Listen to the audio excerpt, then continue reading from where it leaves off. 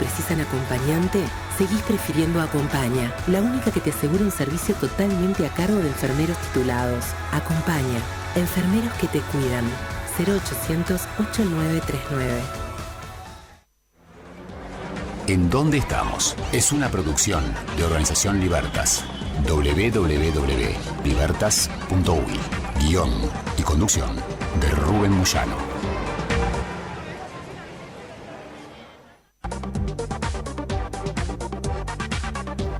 Bueno, dado el inconveniente técnico que se ha presentado, vamos a pasar a otro tema hasta que se solucione. Esperemos que así sea y nos ponemos en contacto con el doctor Rubén Flores de Arquevicius. Hay un inconveniente ahí con el sonido y ahora está haciendo una instalación desde su computadora en su estudio, así que en un ratito esperemos tener contacto con él. Mientras tanto, yo les voy a dar este informe que se publica en Economipedia. Es una especie de enciclopedia publicada por economistas de la Universidad de Santander y también la Complutense de Madrid, que sacan esta especie de boletín económico. Y con estos informes que están vinculados al COVID, yo incluso quiero nutrir un poco la nota con el economista Jorge Caumont. ¿Por qué? Porque mira, tengo este informe que nos dice que hace un año, con la COVID-19 expandiéndose de manera vertiginosa, gran parte de la población se vio forzada al confinamiento. El caso de Argentina es el más notorio, pero el caso de Irlanda, en Italia, en Alemania, Francia, en España, confinamientos extensos respecto a actividades, un montón. Ayer veía, por ejemplo, las calles de Londres a través de un reportero, un periodista reportero a nivel deportivo, a nivel del fútbol, Christian Martin, capaz que ustedes lo conocen a través de una gran cadena como ESPN, y mostraba las calles de Londres vacías, la gente en auto, ¿no? En coches, todo vacío. Bueno, los efectos económicos se hicieron sentir inmediatamente, dice este informe, provocando un colosal desplome del PIB, es decir, del Producto Bruto Interno de cada uno de los países que integran la economía mundial. Y al día de hoy, la pandemia y la crisis económica continúan y cabe preguntarse, claro, ¿realmente son fiables los indicadores económicos que nos están dando los países a nivel mundial? ¿Muestran una verdadera recuperación? Porque algunos países nos hablan de recuperación ya del PBI como para el 2022 y ya para el segundo semestre del 2021, cuando por ejemplo en el 2020 han caído, con porcentajes realmente alarmantes. En marzo del 2020, pasará a la historia de páginas de los libros de historia, dice este informe, como un mes especialmente aciago en los aspectos económicos y sanitarios. Hace referencia a Europa en este caso, ¿no? La actividad económica se detuvo de golpe y el PIB o el PBI sufrió un descalabro como hacía mucho tiempo que no se veía. El Fondo Monetario Internacional calculó que la economía mundial retrocedió en un 4,4%. Esto es un porcentaje global. Esto es totalmente haciendo un porcentaje global. Imagínate que hay economías que han caído un 10%, un 11%, un 5%, un 9%. Convirtiéndose en el peor desplome económico desde los difíciles años 30. Hay economistas que dicen que hacia segunda mitad de este año o el año que viene pueden darse efectos económicos peores que los del año 1929, el famoso crack del 29, cuando se rompió la bolsa de valores, cuando cayeron, se desplomaron los capitales mundiales, capitales de ahorro, capitales de inversión. Parece que se va hacia ese camino. Imagínate que hay una recesión brutal durante ya más de un año y en el mundo entero. Me dice Maxi que tenemos conexión con el doctor Rubén Flores de Arquevicius, así que hicimos una especie de equilibrio y otra vez me siento Buster Keaton, Maxi, haciendo un equilibrio verbal en este caso, ¿no? Viste que Buster Keaton hacía equilibrio, ¿no? Y con la cara. Yo no tengo esa posibilidad de hacer esos equilibrios con la cara y con el cuerpo, pero más o menos hicimos algún equilibrio con el contenido. Pero evidentemente valió la pena porque ya adelanté lo que vamos a conversar con el economista Jorge Caumont, y ahora sí está con nosotros el doctor Rubén Flores de Arquevicius, a quien le quiero preguntar, antes de darle la bienvenida, por supuesto, primero darle la bienvenida. Bienvenido, doctor, ¿cómo le va? ¿Cómo está usted, mi querido Rubén? Saludos a Maxi, que siempre está firme. Y especial saludo a nuestra querida audiencia. Nos encontramos muy bien, esperando la segunda dosis ya bastante próximos. ¿Ustedes cómo están? Bien, doctor. Gracias a Dios, bien. sabe que le vamos a tener que hacer algún regalo a Maxi, porque lo tenía angustiado hoy el hombre, ¿eh? Y me mira y se ríe ahora me mira y se ríe.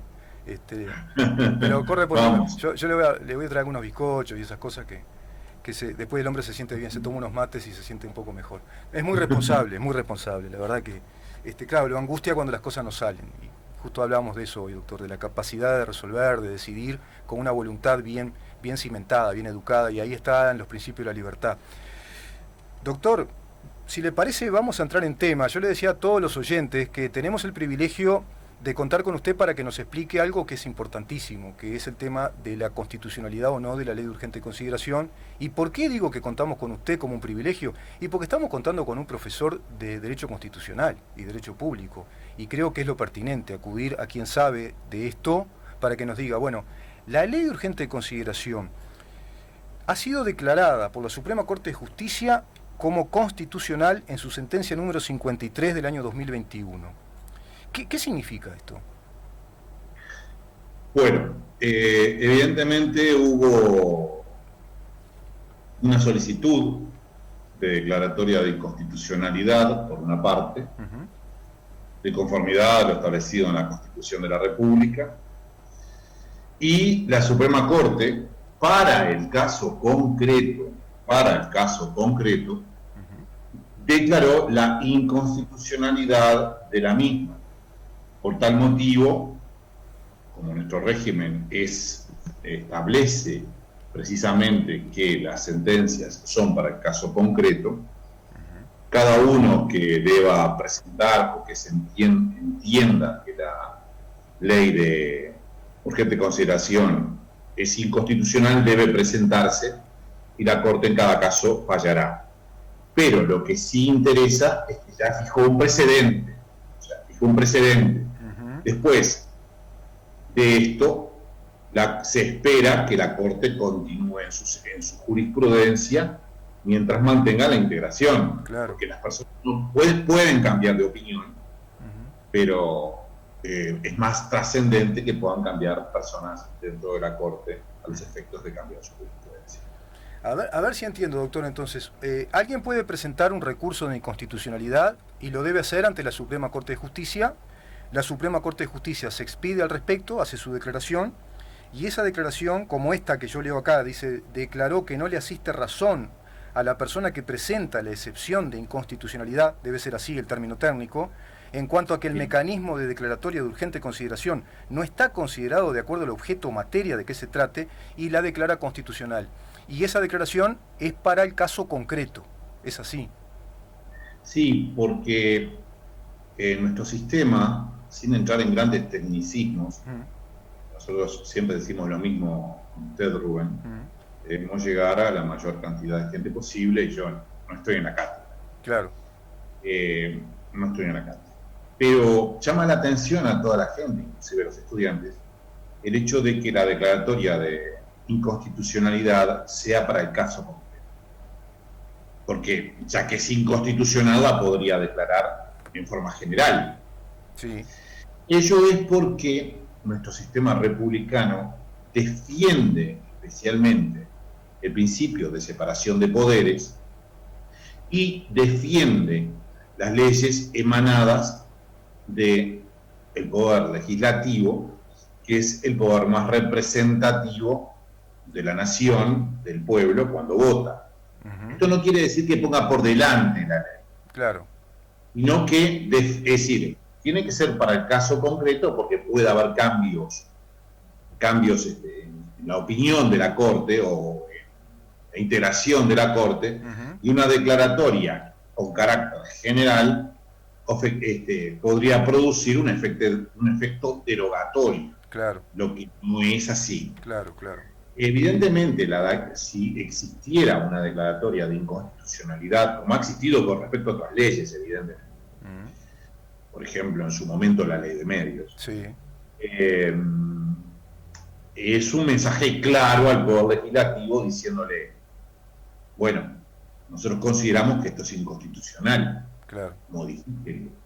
Pero, en definitiva, usted cuando se presenta ante la Suprema Corte de Justicia, por vía de acción o de excepción en este caso, excepción significa defensa. Ahí el sujeto se dijo, no, me van a aplicar esta ley, yo la considero que es inconstitucional. Claro. En un proceso. Se aplica solamente para el caso concreto.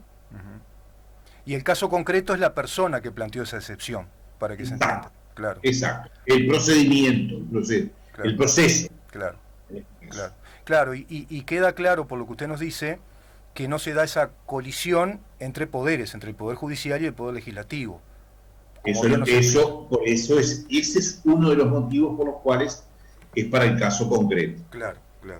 Ese es uno de los motivos especiales. Exacto. El principio de separación de poderes, el principio de separación de poderes, que nació especialmente con Montesquieu, es fundamental para la estructura de la democracia. O sea, vamos a ser claros. El Estado aparato, o sea, el Estado, los órganos del Estado, UTE, ANTEL, Tribunal de Cuentas, la Corte Electoral, los poderes, están en un sistema de equilibrio. Claro. Si nosotros ya soportamos desde 1973 a 1985 un desequilibrio en el poder. Exacto. ¿Por qué? Porque el poder estaba todo en manos del Poder Ejecutivo, la dictadura. Claro. Entonces, lo que existe es un equilibrio de poderes. Por tal motivo, no se le puede dar una preferencia o una predominancia o un predominio a uno de los poderes. Por eso la declaratoria de inconstitucionalidad es al caso concreto, a la persona que presenta, que se queja, valga mi expresión. Sí, claro. Se ve protegido el derecho propio, el derecho del sujeto, pero no se vulnera el principio de autonomía de los poderes, equilibrio de los poderes, como usted bien explica. Sí. Muy bien. Separación y equilibrio. Claro, separación y equilibrio. Sí, el check and balance que dicen los ingleses, ¿no? O sea, hay una situación de equilibrio. Claro. Está bueno el ejemplo que dio de la dictadura, porque ahí hay un claro ejemplo de un rompimiento del Estado de Derecho como una ingeniería, como una tecnología, ¿no? Tenemos una tecnología que es el Estado de Derecho que se basa en el equilibrio de poderes. Y si todo se concentra en un poder, hay una patología, un desequilibrio. La otra pregunta, doctor, que muchos nos hacemos, ¿no? ¿La Suprema Corte de Justicia, entonces, es el único órgano competente para declarar la constitucionalidad o inconstitucionalidad de una ley? La Suprema Corte de nuestro sistema de defensa de la Constitución, porque lo que se está diciendo es, se establece un sistema especial para defender a la Constitución, ante leyes que puedan ser inconstitucionales. Un legislador desvariado, que por ejemplo sancionara una ley que permitiera la pena de muerte, está completamente prohibida. Solamente se puede accionar la inconstitucionalidad de esa ley ante la Suprema Corte de Justicia, se la concentra en virtud de entender que, en primer lugar, son jueces que tienen una experiencia muy grande. En segundo lugar, es toda una carrera judicial. En segundo lugar, se evita sentencias contradictorias. Por ejemplo, el sistema argentino de inconstitucionalidad es difuso. Nuestro sistema es concentrado, se concentra en la Suprema Corte. Concentrado. En Argentina es difuso. Es decir, lo puede declarar cualquier juez. Entonces, como lo puede declarar cualquier juez, dependerá del turno, por ejemplo, o del lugar en donde el proceso se radique, para que un juez diga que es inconstitucional y otro juez diga que es constitucional. En conclusión, por eso nuestro sistema es un sistema concentrado en la Suprema Corte. Primero, por la experiencia. Segundo, para que no haya especialmente sentencias contradictorias. Claro, logro visualizar además que en nuestro sistema se establece que el Poder Judicial se expide a través de su autoridad máxima, que es la cabeza del órgano, diría Gierke, ¿no? Es decir, se expide el Poder Judicial en pleno respecto a ese caso concreto de inconstitucionalidad, lo cual no daría lugar a esa cosa difusa, como usted dice, que se plantea en Argentina, que un juez diga una cosa, por ejemplo, ¿no? Evita ese tipo de inconvenientes, por ejemplo. Otro tema es, entonces el Poder Ejecutivo no tiene límites de materias a legislar, excepto las que establece la Constitución, cuando habla de proyectos especiales, por ejemplo, Ley de Presupuesto Nacional. ¿Qué quiere decir esto? Bien.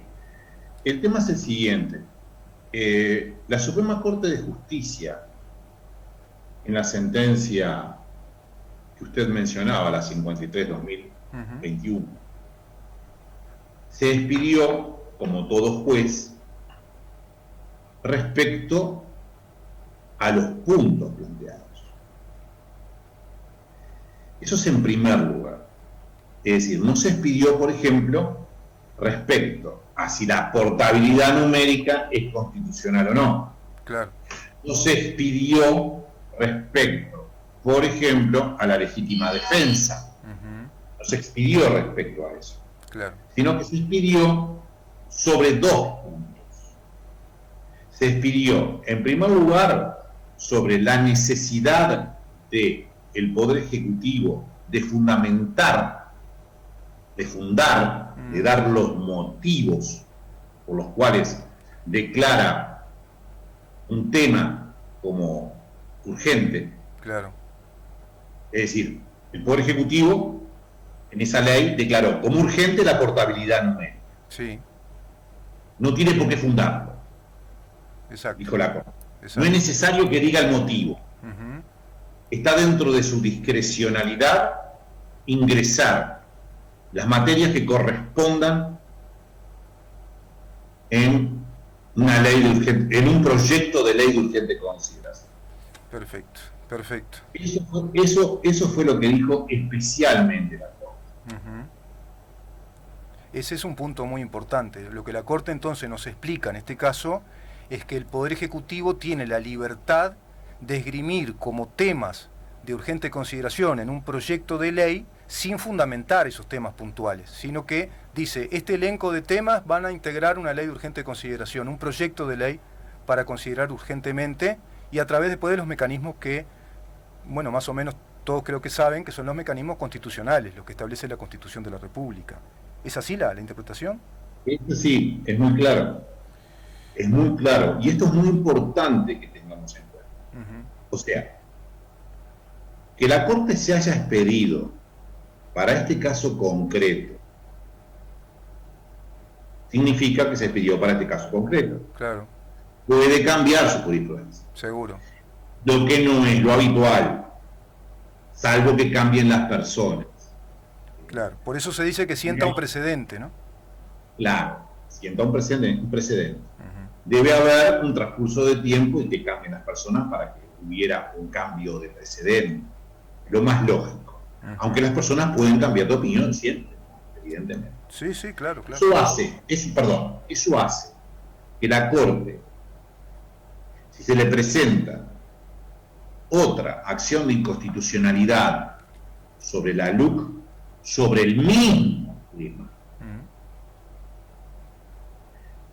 practique lo que nosotros denominamos el copia y pega o la plancha, es decir, la decisión, en realidad, esto lo dije muy popularmente. No, pero está bien, es gráfico. Es muy gráfico, el corta y pega, la plancha, o sea, el formulario, sí. En ese sentido digo la plancha. En realidad, la Corte lo que va a hacer es referirse a su jurisprudencia anterior e inclusive tomar una decisión anticipada. Claro.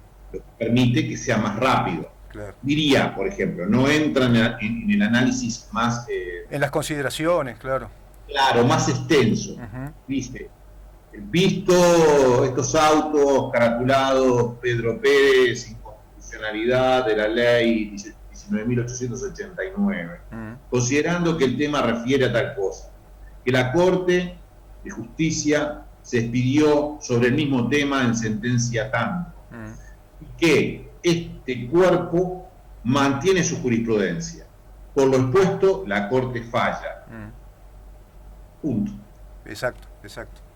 ¿Qué tema importante, doctor? Porque tenemos el precedente de la Suprema Corte de Justicia que dice, en este caso puntual, concreto, como usted nos explica, que es con nombre y apellido, sentencia respecto a fulano de tal o fulana, declara la ley de urgente consideración constitucional y le otorga los plenos poderes al Poder Ejecutivo de plantear todos los temas que tratan la ley como temas absolutamente legítimos y constitucionales a tratar en esa ley.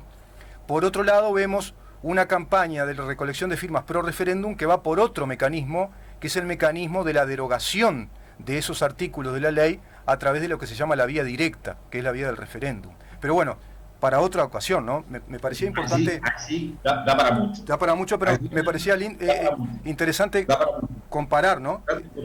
Nos interrumpimos. Déjeme. Da para mucho, porque además usted habló de derogación. El efecto se entiende que puede ser de derogación, aunque se discute en derecho. Una cosa es un efecto de derogación que es hacia el futuro. Nosotros decimos ex nunc, sí, hacia el futuro. Y otra cosa es que sea anulatorio, que sería ex tunc, con T, que es desde el momento del nacimiento. Claro. Pero eso es otro tema para otro momento. Muy interesante en otro momento. Doctor, le hago dos preguntas de dos oyentes para ir cerrando la columna, pues se nos viene la columna del doctor Álvaro Ronco, lamentablemente con el inconveniente de tiempo. Le pido, Rubén, le pido un momento nada más, sí, para un resumen, sí, al beneficio de nosotros. Se declaró para el caso concreto, y el caso concreto refería a que el Poder Ejecutivo puede enviar como urgente, en un proyecto de ley de urgente consideración, el tema que estime del caso, salvo normativa constitucional expresa. Claro. No tiene límites para enviar proyectos de ley de urgente, que no tiene límites por materia. Sí, por materia, claro. Materia para considerarlo como de urgente consideración. Perfecto. Eso es por un lado. Y el otro tema que se pidió, no hay límite de materia. Y el otro tema que se pidió es el hecho de que el Poder Ejecutivo no debe motivar, no debe fundar, no debe decir por qué consideró que eso era urgente. Claro, claro. Punto, resumen hecho. Perfecto, doctor, me parece muy bien. No hay límite de materia, no tiene por qué fundamentar ninguna materia, y la Suprema Corte de Justicia dice que esta ley es constitucional porque le asiste el pleno derecho del Poder Ejecutivo de integrar todos esos temas en un proyecto de ley de urgente consideración, que bueno, se legisló. Doctor, lo voy a tener que dejar por el día de hoy porque si no se nos queda muy montado el tema con la columna del doctor Ronco, pero nos quedan pendientes preguntas. Tenemos un montón de oyentes, de amigos. Horacio Benner, del departamento de Soriano, que pregunta: ¿la legítima defensa presunta tiene un tratamiento taxativo? Pedro Borrea, escribano de Montevideo: ¿la regulación del derecho de huelga impide la ocupación y permite trabajar a quienes no adhieran a la misma? Esa es otra pregunta. Después tenemos la pregunta de Eduardo Silveira, es un propietario de peluquería que nos pregunta, de Montevideo, que nos dice: ¿nos puede explicar qué es la portabilidad numérica y cómo funciona? Eso estoy seguro que mucha gente aún no tiene bien claro, doctor, lo que usted ya explicó en una columna, y estaría bueno de algún modo reeditar eso, ¿no? Ese concepto. Sandra Igarzábal de Artigas, que vive en Montevideo, es modista, ella diseñadora de ropa. Yo les pido a los oyentes siempre que está bueno que nos digan de dónde son, si están viviendo en ese lugar o acá en Montevideo, y qué actividad realizan, porque está interesante saberlo, ¿no? Nos dice: ¿la legítima defensa presunta se debe probar en la justicia? Me parecen preguntas muy interesantes. Bueno, esa es una pregunta, son todas muy interesantes las preguntas, y todas muy valederas, pero permítame un momento, por lo menos contestar una. Pero bien rapidito, doctor. Muy bien rápido. Los tiempos vuelan. Vuelan. Al grano, digo, la legítima defensa presunta no se debe probar en el sentido de que ya se presume la legítima. Si se actúa de conformidad a lo que hablamos anteriormente, es decir, si se actúa en forma proporcional a la agresión, y yo daba un ejemplo muy grueso en aquella oportunidad, decía: si vienen y me atacan con un cuchillo, yo no puedo salir con una bazuca. Claro. la proporcionalidad, etcétera. Sí. Y a la vez el hecho de, por ejemplo, que si son policías o militares, etcétera, siempre la gradualidad Claro. de las medidas que se van adoptando. Claro. En el caso de los policías y de los militares, por ejemplo, decir, primero tratar de persuadir, etcétera, etcétera, etcétera. Exacto. Pero en conclusión, para nuestro querido oyente, la legítima defensa es presunta. O sea que la presunción, si tipifica en la norma, que es muy clara, ¿sí? Es decir, si usted está defendiendo su domicilio, si usted está defendiendo su establecimiento, claro, si usted responde a un daño no provocado, sí, etcétera, la legítima defensa se presume a su favor. Claro. Será la otra parte la que deberá probar, es la otra parte la que debe probar que usted no actuó en forma de legítima defensa. Claro, claro. Se presume que usted actuó, usted no debe probar, claro, debe probar el otro. Claro. Por eso un traslado del tema probatorio. Perfecto, perfecto. No sería la persona que ejerció la legítima defensa, sino la otra parte la que debe probar si actuó en legítima defensa o no. Doctor. Es una cuestión de hecho, perdón, es una cuestión de hecho. Sí, o sea, hay cosas que son muy claras. Si usted, reitero el ejemplo grueso, si viene una persona, el juez ve, tiene el expediente en mano, ve que el sujeto lo ataca a usted con un cuchillo y usted sale con un tanque, seguro, y lo pasa por arriba 3 veces. Claro. Bueno, no. Inclusive ya surge la prueba. Sí, claro. Pero si no es el otro, esa presunción debe ser destruida. La presunción de legítima defensa debe ser destruida por la otra persona. Claro. Vamos a seguir este tema en la próxima, doctor. Me parece que es un tema que hay que volver a él. Incluso ahí deben haber situaciones muy, muy sutiles que se puede probar que se desbarranca o cae esa legítima defensa. Sin duda. Sandra Igarzábal, creo que se respondió a tu pregunta. Pienso que el doctor respondió a la pregunta. Y el próximo jueves les prometemos que vamos a hacer ese apéndice de columna con todos los oyentes que se animen a preguntarle al doctor, y bueno, y va evacuando estas consultas respecto a este tema que es enorme, que es la ley de urgente consideración, tan puesta en tela de juicio, para que podamos entender en qué consiste la calidad jurídica de esta ley en esos cuestionados 135 artículos, más bien en los capítulos, ¿no?, que esos 135 artículos, consignan o desarrollan jurídicamente. Yo una vez más le agradezco un montón, doctor, esta presencia y esta docencia que nos entrega en materia de derecho, y en este caso respecto a la ley de urgente consideración.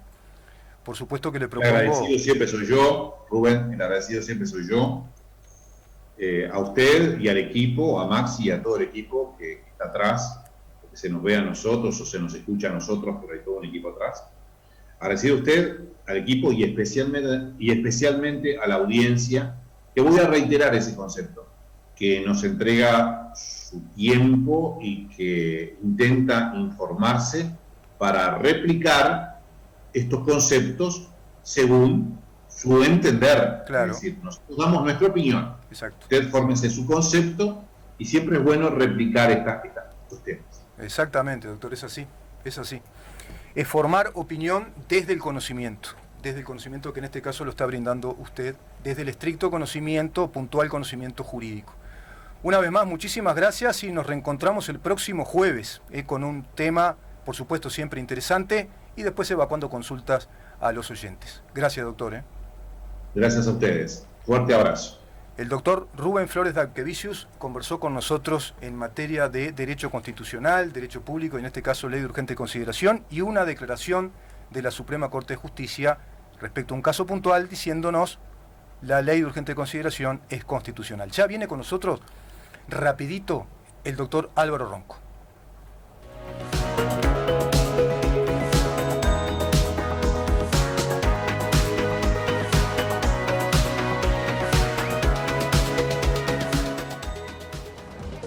Libertas, una organización por la libertad, la república y la democracia, por una formación de ciudadanía en democracia. www.libertas.uy. Acompañar a tus seres queridos cuando no están bien requiere cariño y también profesionalismo. Por eso cada vez más personas eligen Acompaña. Acompaña es el único servicio integrado por enfermeros titulados que te da la tranquilidad de una adecuada supervisión del proceso a cargo de profesionales. Acompaña, enfermeros que te cuidan. 0800-8939. Previsión, la marca que asegura su tranquilidad. Seguridad y respaldo cuando más se necesitan. Previsión, cobertura integral de servicio fúnebre. Hay una sola Previsión. Afíliese por el 0800 81 60 y súmese a la mayoría. En NetUI te ayudamos a impulsar tu negocio online. Para esto queremos asegurarnos de brindarte un servicio rápido, seguro y confiable, porque eso es lo que les importa a tus clientes y a vos. Además, contamos con atención directa por técnicos certificados en calidad ISO 9001, sin mencionar que tenemos más de 15 años de experiencia en la industria con nuestra propia infraestructura en los data centers de tu país. Apasionados por la tecnología, por brindarte el mejor servicio y ayudarte a alcanzar el éxito, sea cual sea tu objetivo. Si tenés una idea o una gran empresa, con NetUI crece en Internet. Domingos, 22 horas, por tu radio, La 30, La Nacional. Estamos prontos para descubrir sin excusas cada realidad. Verdades y silencios. Soy Miguel Colombo y te esperamos junto a Marcelo y a Meche aquí los domingos en CX30 Radio Nacional.